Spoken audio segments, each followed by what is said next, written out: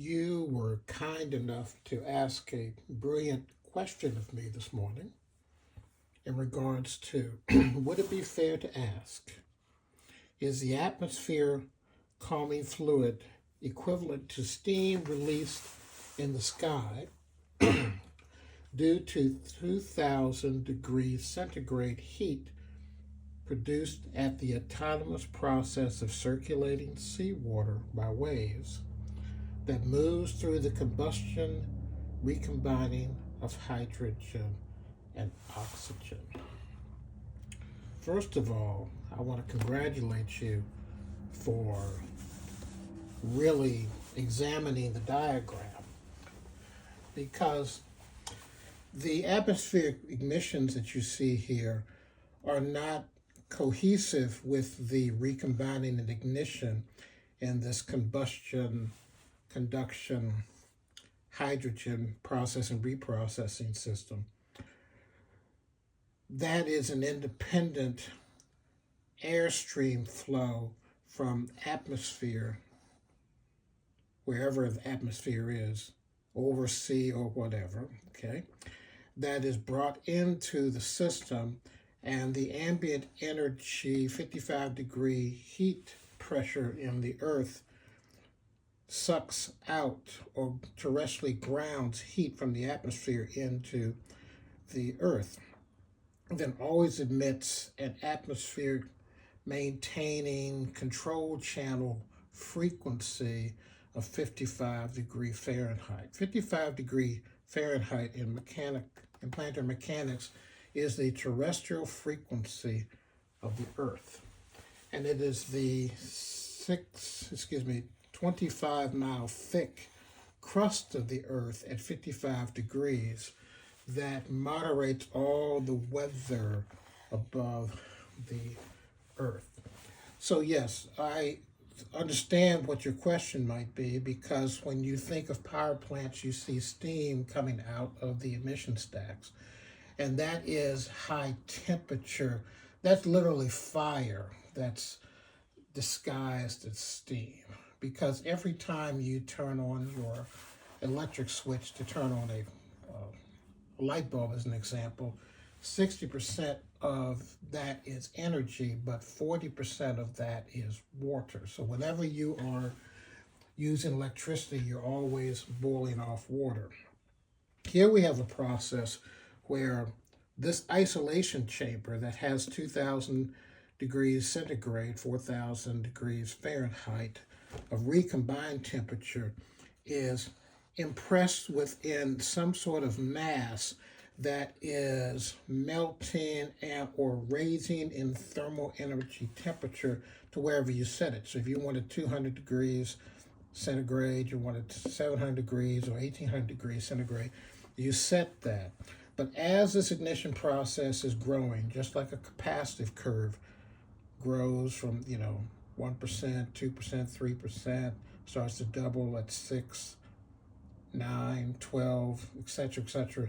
You get up to 40%, and you now have a critical mass here to be able to do a tremendous amount of things with just by converting airflow from the sea,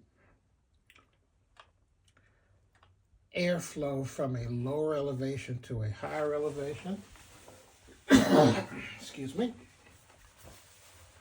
generates by conduction force alone, driving the second law of thermodynamics to either excrete or release heat, draw heat, wherever you want to within this piping system, depending on whether you have insulated or isolated systems. This is just the reason I put the different colors here, and you'll see this, is that basically when you see a different color, you see a different circuit. Because there's a water circuit here. There's a hydrogen electrolysis circuit here. There is a recombined circuit here. There's a byproduct circuit here, okay? It speaks to the separation, but see, the heat here is then transferred upstream into the conduction force generator configuration, which is nothing really but a pipe. Literally, it's a magic wand of a pipe. And once you ignite it one time and you start to raise your thermal battery here, this becomes ignition source that at that point, even if you cut off it won't cut off, it'll start amplifying. You can't cut it off. Once you put in an elevation difference between point A and point B, a conduction force generator will not stop functioning. It will not stop producing kinetic energy. If it's not stopping producing kinetic energy, you now have effortless kinetic energy generation by conduction force. No fuel, okay? No way to moderate it, short of insulation and or driving things to ground, okay? But that's manipulation of fingers within the conduction force generator. But there are different tubing systems. And everything is embedded in water, and everything is wetted or terrestrially grounded to ground. So when you put in one of these hydrogen generation systems, okay, hydrogen conversion, hydrogen production system, not only are you producing heat, not only are you producing a transportation fuel, okay, you're producing drinking water as well.